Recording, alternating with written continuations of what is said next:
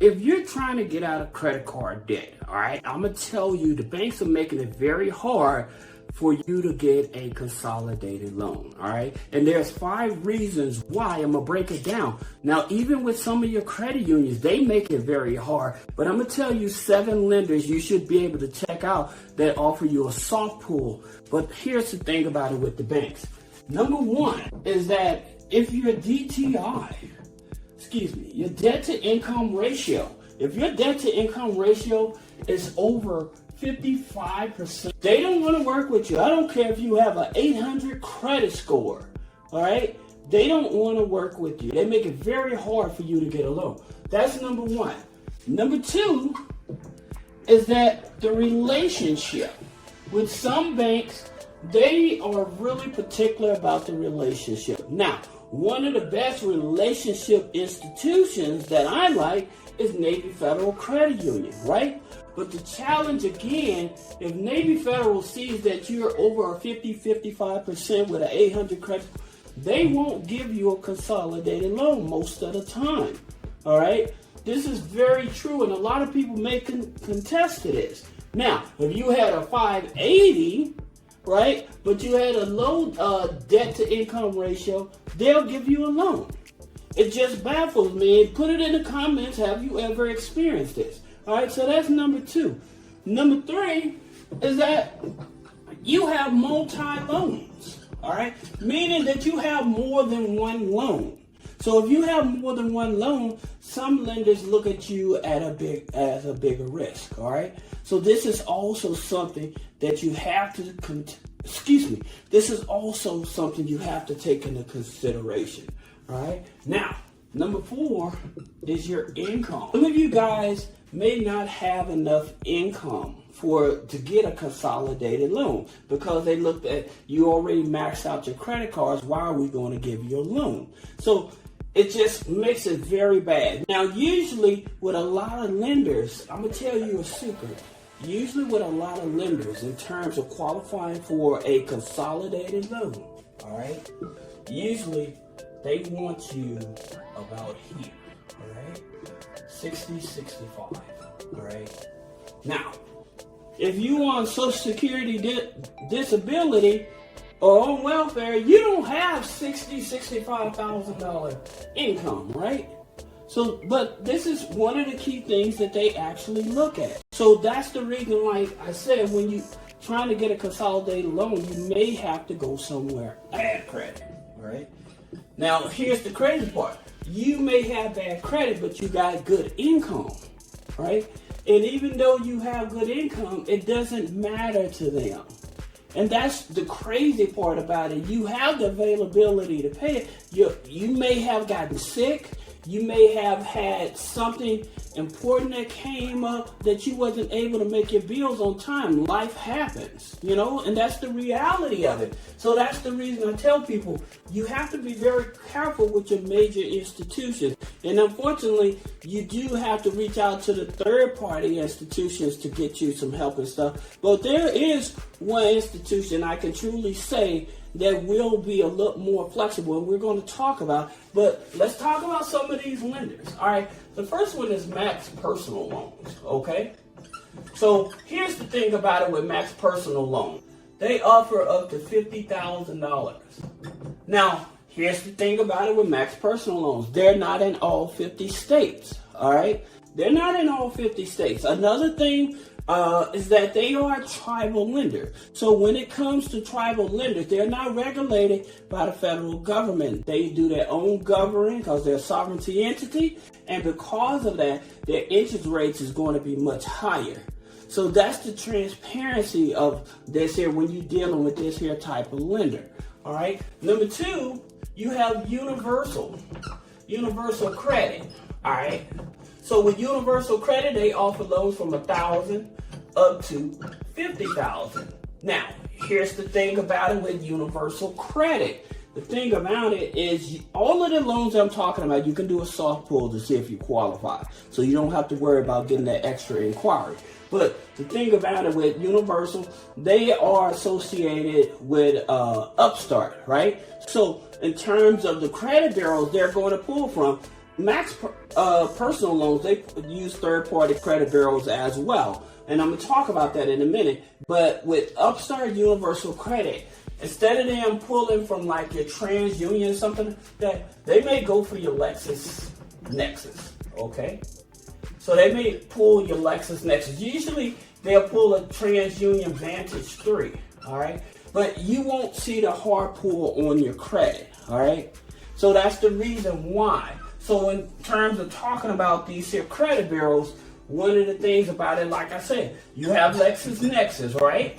So after you have LexisNexis, then you have TeleTrac, okay? TeleTrac is an Equifax company. So just keep that in mind. TeleTrac, if you ever taken out a loan online, TeleTrac is an Equifax company that picks up your data and it shares it, sells it to these companies. It doesn't share, it actually sells it to these companies when you are trying to get a loan. All right. Another one company that's Equifax is DataX. It's also an Equifax company. So both of these companies are going to share your information with these type of companies. We'll talk about the other loans in a minute, but just so that you know. Then of course it's FactorTrust, all right? And yes, with FactorTrust being TransUnion, TeleTrac, DataX, FactorTrust, yes, just like LexisNexis, yes, you can get your report so you can see actually what's going on the report, okay? So you have Clarity, and with Clarity it's owned by Experian.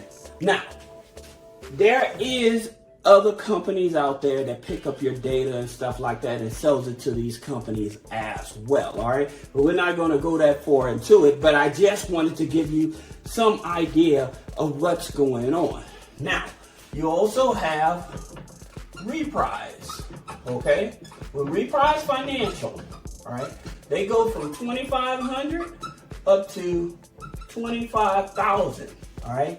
Now, they issue their loans through WebBank. WebBank, they're going to pull Experian, all right? So that's something you have to know. Now, also, they will do a soft pull to see if you qualify for their loan, all right?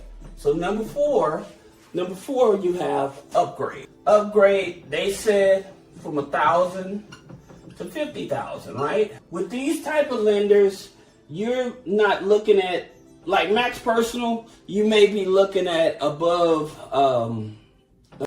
average on your loans, interest rate on your loans. However, with Universal Credit, Reprise, Upgrade, you're still going to be looking at what's average in terms of like with your regular banks and stuff. However, the best part about this is their DTI. The reason they're DTI for these here lenders, these lenders usually have a 75% debt to income ratio. So their debt to income ratio is going to be much higher, which allows you more flexibility in order to qualify for their loans. All right. Then you have OneMain.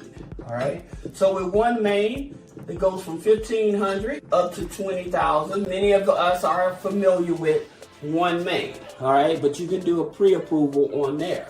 Now, if you are a entrepreneur, a solopreneur, or you in the gig economy, then, and you don't have a regular bank account, but you are in the gig economy and you can show proof that you don't have a business account, but you do have a regular bank account, then you may want to look at Windesco. All right. So Windesco, they go from $500 up to $20,000 in terms of loan. All right, with no hard pull on the credit. Now, their criteria, minimum income is $20,000 annually, okay? Annually. So you're looking at what, about $1,500 a month or something like that. So you're not looking at over what, $1,700, $1,800 a month. You're not having to make a whole lot of money, basically, all right, in order to get qualified with them. Now, they are a platform. All right, but they are out there to help you as well.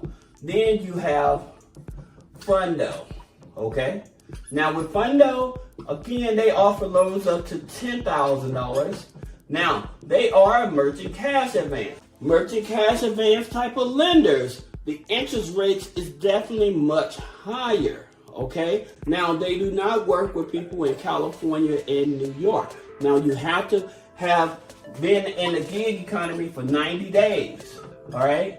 For 90 days, you have to have been in the gig economy, and the minimum income is $1,500, all right? Now, they're going to use Plaid to verify this here, or Decision Logic to verify this information with them, all right? But if you are in the gig economy, these are the ones that you want to look at when you don't have a regular business bank account and can't show proof, but you do have income coming in, all right? Now, here's the thing about it.